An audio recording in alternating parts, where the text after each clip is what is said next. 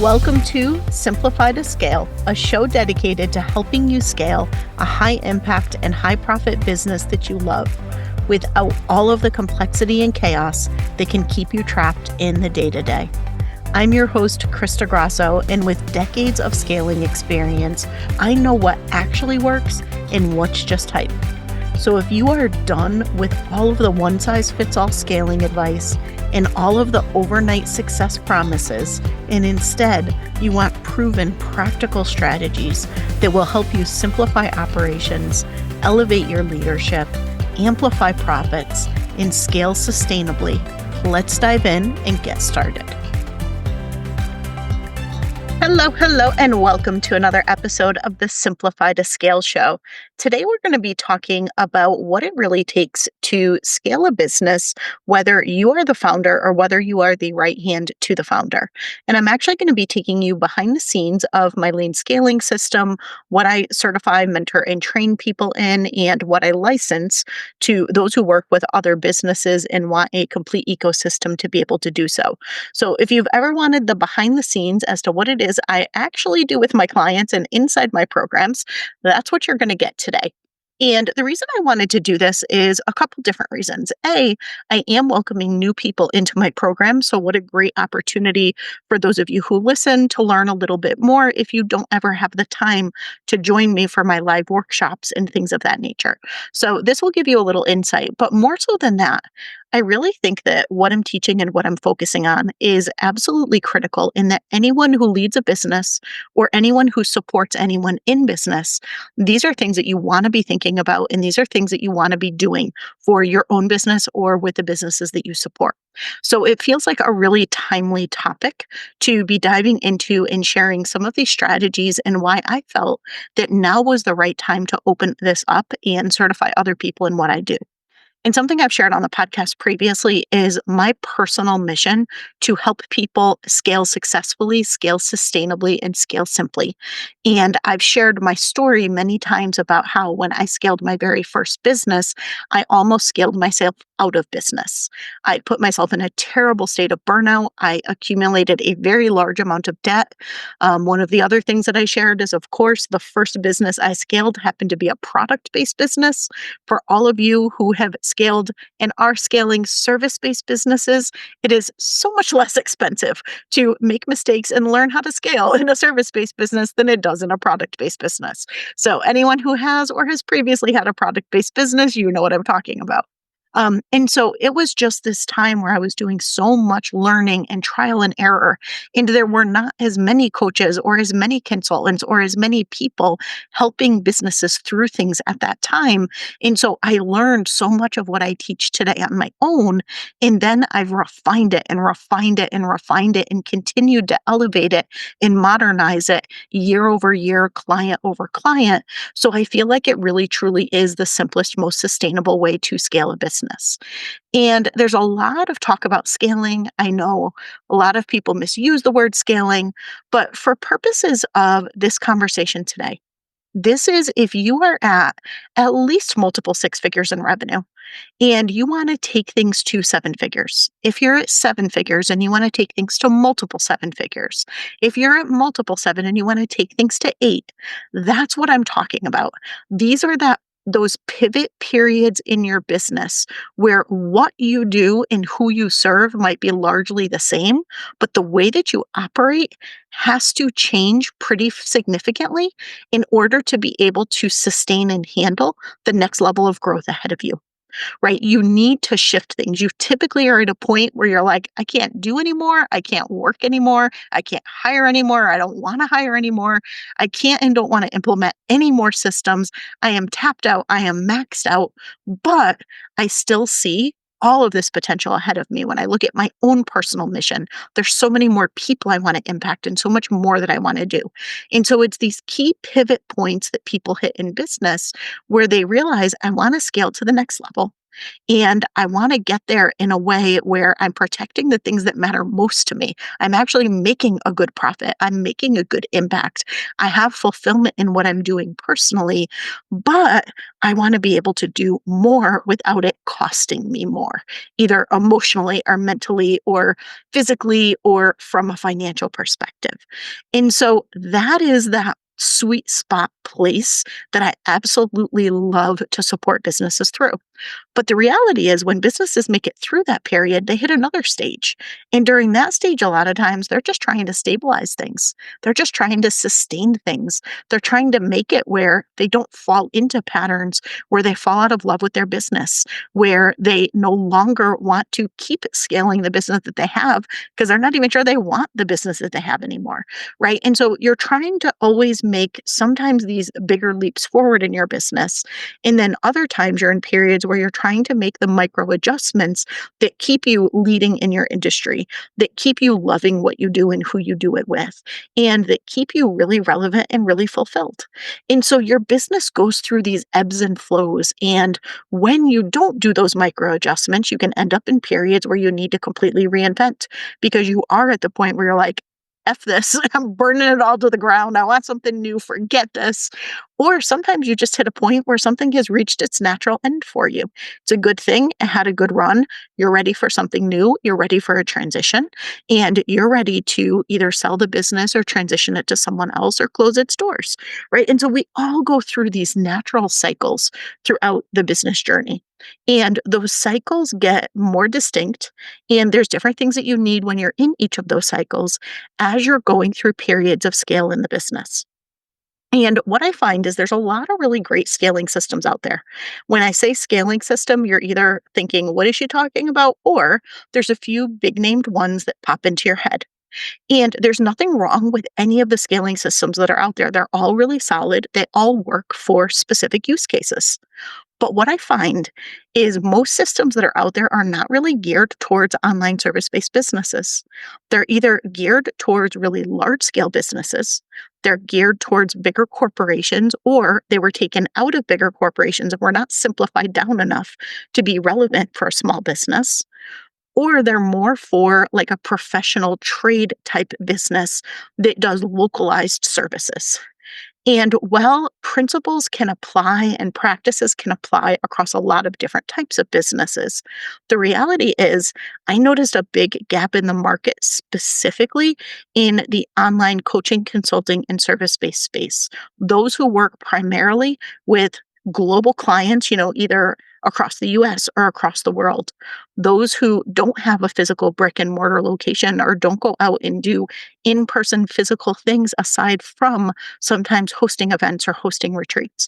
A large portion of the business is done online, and it is in support of other businesses or in support of other people on their own personal development or personal evolution journey. Right. And so there is a lot in that space to get you to six figures. There's some people who talk about getting you to seven, although if you really break down most of their programs, the reality is they're trying to get you to six or multi six. There's very little in this space that is geared towards that type of business to actually help them be able to scale and to do it in a sustainable way, right? There's a whole lot of strategies and tactics out there that will have you hustling your butt off around the clock and giving up every single thing that you care about for the next level of success and burning yourself out in the process. But someone who's helping you, actually build something for the long term, something that's a bit more future proof, something that's not quite as impacted by all of the changes that happen in the economy and change externally, right? There's not a lot of that out there. And to me, that was the gap that's existed. And that's the gap that I have filled personally for decades now. It's what I've done with so many businesses and what I personally love to do. But I realized that at my heart, I'm a teacher. You probably can tell in this podcast, if you've ever attended a workshop with me, I do a lot of teaching. I just like to teach. And I love helping people simplify things. If I've figured out a way to do something so much simpler and so much smarter than the way that other people are working harder, of course I'm going to tell people about it. I can't wait to tell people about it. That's just kind of who I am in my nature. Maybe because I grew up in a family of teachers. I don't know if that's it. I can blame my mom for my teacher quality because she is a teacher. So is my sister-in-law, so is my other sister-in-law, so are my best friends. I mean, like, I'm just surrounded by teachers, so either I attract them because it's my nature or I developed my nature because I'm around them, who knows? But I just love to teach. And so I recognized when I look at my mission and what I wanna do, how many more people am I gonna be able to influence if I certify and train people in my methods and teach them how to do what I do? If I teach them how to do what I've perfected over more than 30 years, 8 of my own businesses and thousands of others that I've worked with, right? I'm going to be able to have such a bigger impact and such a bigger influence if I do that on the state of small business and on helping people be able to elevate their success. And I have such a deep passion for helping the person who serves as the right hand to the founder.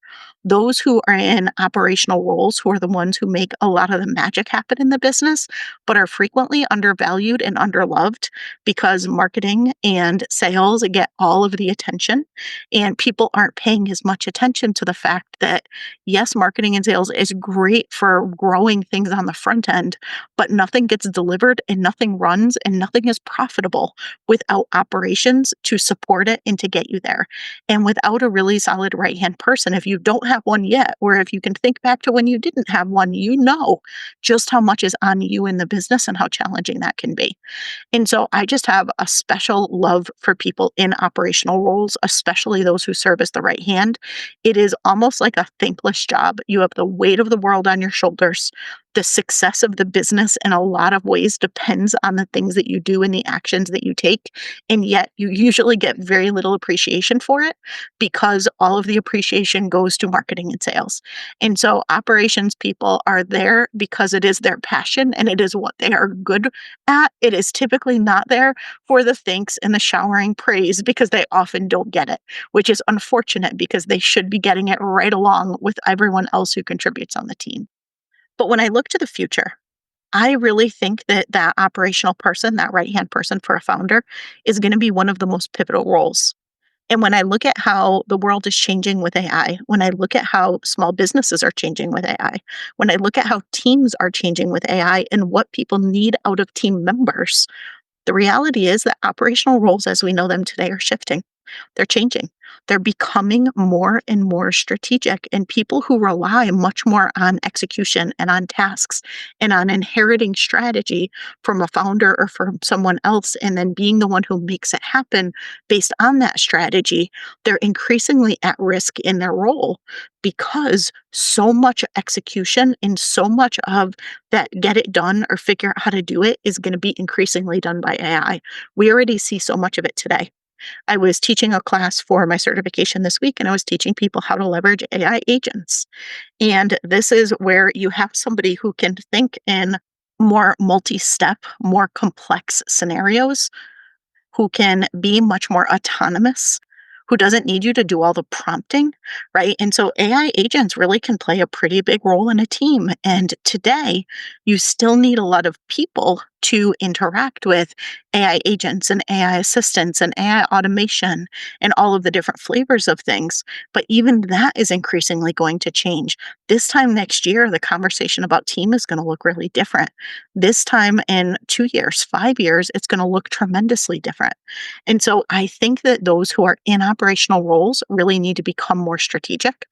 I think as founders are looking to hire in their business, they need to be thinking of and focusing on ops, but they need to be thinking of and focusing on a different types of ops leader, what I call a soul, a strategy and ops leader.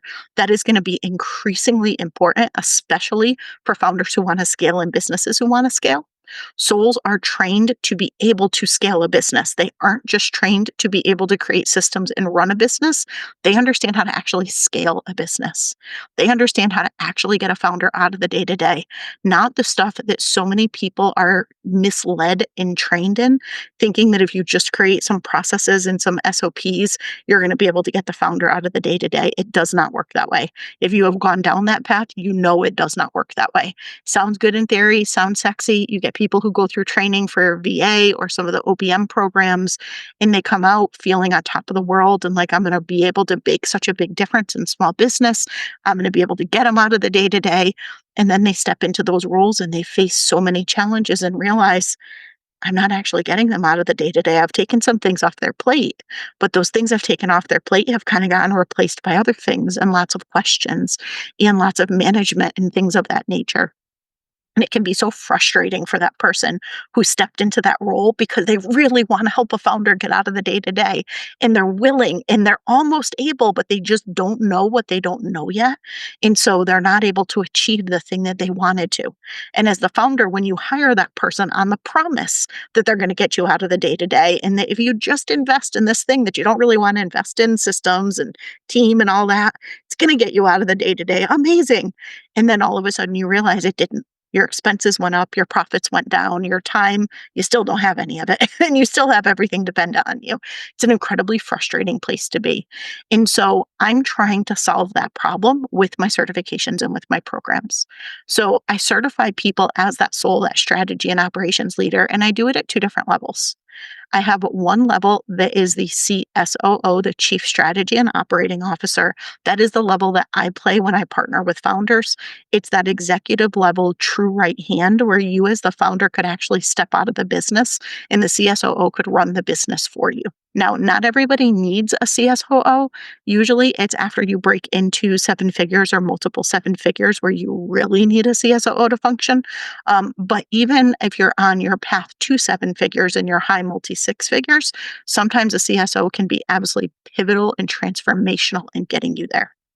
But if you've already broken through multiple six figures in your business, what you frequently need, the role that I am finding most businesses need right now when they're trying to scale to seven figures or multi seven figures, it's not a VA and it's not an OBM. Both important roles at different stages of things in your business. But the role that I'm finding people really need is an SOM, and that's a scalable ops manager. And it's really the next step for somebody who is an OBM or somebody who is a director of ops or who is a really rock star project manager or operations manager or business manager. And so this is that person who takes things to a completely different level and who understands how to scale a small business in the entrepreneurial online space. It is that person who can develop, implement, and maintain systems, but not SOPs and checklists, actual systems that understand how your business runs as an ecosystem and how everything fits together and what's missing so they can see what's needed, the levers to pull to actually really propel the business forward with not a huge amount of effort. Because as you know, it's like, what is the quote, small hinges swing big doors or something like that? Probably getting that wrong. But it's like they're looking for those small hinges. They're looking for those leverage points in the business. And because they understand how a business scales and what needs to fit together for that to happen, they can recognize those things and what to focus on. And they are trained to be systems thinkers. So they understand, again, looking at your business as an ecosystem and looking at scaling as not chasing this shiny new strategy or this shiny new tactic or tool, but looking at it as the ecosystem that it takes to scale and for that scaling to be simple and sustainable. That is what they understand how to do. And so they can lead your team, they can lead your projects. And when I say projects, this is looking at all facets of your business. These are the things that you're doing behind the scenes from a project perspective, but this is also your marketing campaigns. These are the things you're doing to grow and transform your business, to deliver exceptional services and programs and products to your clients while working on the things that are going to help you grow and transform the business or run the business more optimally and more efficiently. And so they understand three kind of core facets of your business. There's the systems management aspect of everything. And again, this is what I talked about. This is not SOPs. They're part of it, but that's a very small part of it. This is looking at your business as that ecosystem, looking at the different systems that need to fit together and where the gaps are, and really understanding how to manage those incredibly well. One of the big ones probably being a launch system or referral system for you, depending on the way that you tend to generate leads into your business. And then the other system, the really important one, and the one that distinguishes them significantly from other certifications and other things, is a leadership system. This is strategy and operations leadership. So, this is learning how to think strategically, learning how to leverage operations strategically, and how to lead teams in a way that drives high performance, especially when a small business has these fractional members of teams where you've got like 3 hours of this person from this country and 10 hours of this person from another country. And then the person who lives down the road from you who comes in occasionally, and then a couple full time contractors, maybe a couple full time employees. You've got this smattering of all of these different people with different availability and different time zones and wearing a million different hats. And that is incredibly challenging to manage in a business that's super stable. But throw in a founder who changes their mind every 5 seconds and has a new best idea ever every 5 seconds. And yes, I'm raising my hand as that being me when I say that also. Right. And it becomes so challenging to manage all of that and to do it really well. And if you have an agency model, and not only are the people on your team doing those things within your own business, but they're also managing them for your clients' businesses, all of a sudden it adds a whole extra layer of complexity because not only are you potentially the one who's disrupting some of the things that were committed and throwing plans out of whack, but we all know that our clients do it all the time too. Well, yeah, remember that thing that we talked about last week? I've got a new idea now and I want to do it this way. Hey, remember when I said I was going to get you that thing by Friday? I didn't even start it yet. And you know what? I'm not going to send it to you because I'm going to do this whole different thing, right? We know the way that it goes. Well, think about what that is like for the person who's managing it on your team if that's not you, right? They're not usually prepared or properly equipped to handle those sorts of things. They make that stuff up on the fly, they learn on the job. Some of them do it really well. Some of them have no idea how they're keeping things going, but it's really stressful. It's very overwhelming, and it doesn't need to be. There's going to be some level of it that is just the way that it is. You are never going to get a founder to not have new ideas, and you're never going to get a client to send you everything they promised on time and to not change their mind. This is reality. But when you have tools for it and when you understand how to lead through those things and you understand how to get results through those things and you understand how to have difficult conversations and set expectations properly, all of a sudden it feels and operates much differently. So, like I said, I love OPMs. I recommend them for a lot of businesses in that six to multi six figure range. But once you get past that point and you need someone to step up as a leader in a different way, in a way where they can look very holistically across the business when they understand scaling and they don't think scaling just means implementing a new system, like they actually get what it means to scale and to get you out of the day to day of the business. That is where the scalable ops manager comes in. And then the chief strategy and operating officer is the unicorn that you wish that you always had, that you wish but don't think really exists. They exist through the CSOO certification program. So this is for you if you're a founder and you work with other business owners. CSOO is absolutely for you because it gives you the entire access to the lean scaling system. And not only do you get trained in what I do with businesses, but you're licensed to use all of my tools, all of my templates, all of my everything that I've developed for the past 30 years. It's pretty awesome. But it's for your right hand. If you have that person that you know is ready to step into or is already at that executive level, and you want them to be able to actually lead your business, you want them to fully be able to lead the business. Doesn't mean you have to step out of the business, but you're probably stepping out of some of the hats that you wish you weren't wearing. You're starting to elevate more into true visionary leadership and truly get yourself out of the day to day. You may be taking a step back in some of the things that you do from a sales or a delivery or an other perspective, or maybe taking a step back out of some of being so close to the team. And you need someone that you fully trust, who you know owns your vision almost as if it's their own, who understands all of the different pieces of the business and who can make the right decisions at your level, decisions that you trust and are the same as ones that you would have made, or even better than ones that you would have made because they don't have the emotional weight attached to it, right? That is your CSOO. Again, that's the work that I do with my clients. I occasionally will take on private clients. It's very rare because I'm super booked out. But if that's ever something you're interested in working with me privately on, just put time on my calendar at strategicopsinstitute.com/consult.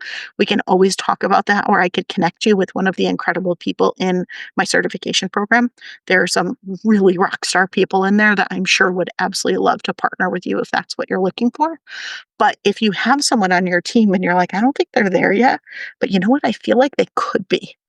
I always say if you can, invest in your existing team first. If you have someone who's a project manager or an ops manager, an OBM, like, I feel like they could step into more, get them certified as a scalable ops manager. And if you have someone that you want to really step up to your level or close to your level who wants to be more at that strategy tier and that true executive leadership tier, that's where CSOO comes in.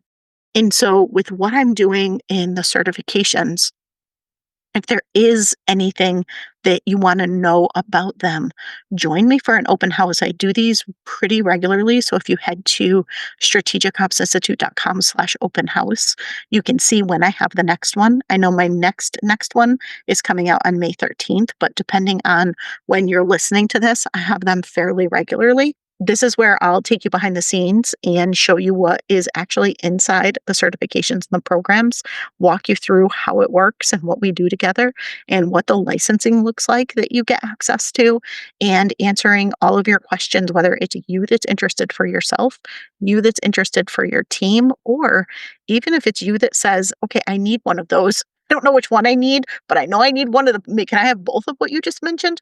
But I don't have anyone yet. Then it's a good way to learn about what we do in the certifications because I do place people. So if you are looking for someone, let's talk, you can do that through the open house as a great first step, or just put time on my calendar. And as people go through and achieve their certification, some of them are internal within businesses. And I have a track for those. I call that the employee track.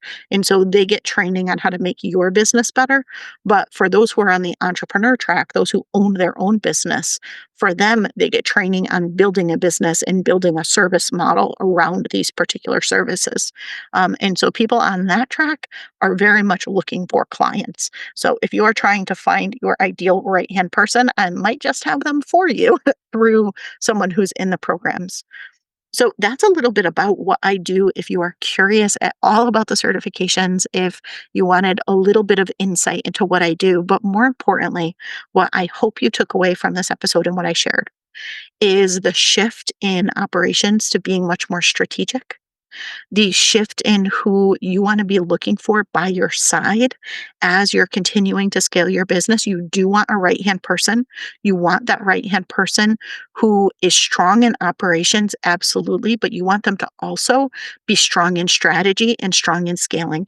I think that's really critical. And as far as I know, I am the only person or one of the only people who really focuses on that and certifies people in that today. And I am the only person who certifies them in the lean scaling system because it's my proprietary system. And that is the system I developed specifically for small online businesses. But also, I want you to be thinking about as you are scaling your business, looking to step out of the day to day of the business as you're scaling.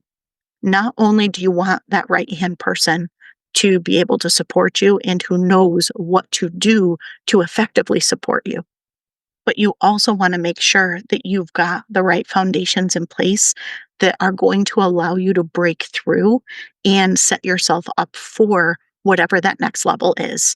And I'm not going to go into it in this episode because I talk about it in pretty much every episode. But of course, I'm going to say that's SPSTI, Strategy, Planning, Systems, Team, and Insight. And those are the 5 levers that you are going to turn and return and tune and retune every single new level that you step into. If you are not constantly tuning at least one of those, that is a red flag that you might be in a place that you're setting yourself up for a plateau, which you don't want. So you always want to be tuning the 5 of those. So if you're like, I have heard her talk about this before, but I'm not quite sure, just go back. There are so many episodes where I dive deep into this. But SPSDI, that is the backbone of the lean scaling system that I do certify people in. And so you can either learn the stuff and implement it yourself, or if you hire an incredible person that you get connected to through Strategic Ops Institute that went through the programs where I've trained, mentored, and certified them, they already know SPSTI inside and out, and they know how to implement that and tune those dials for you inside your business.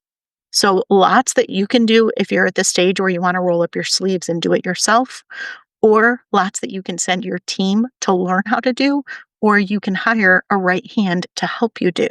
But at the end of the day, make sure you are really clear on where you want to go.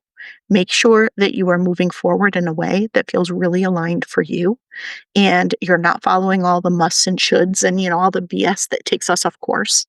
And you're looking at who is the person that can best support you through this as a right hand on your team, and what are the SPSD and what are the dials that you need to be tuning to get to the next level. I hope you got a lot of value out of this episode. I will see you again next week.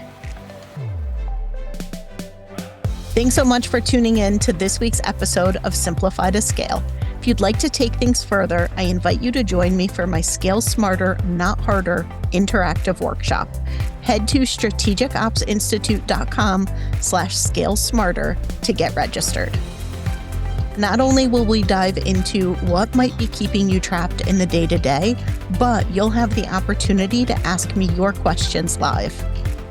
If you got value out of today's episode, I'd love if you'd take a moment and rate and review the show so more businesses can learn to scale more simply and sustainably. Be sure to subscribe so you never miss an episode, and I'll see you again next week.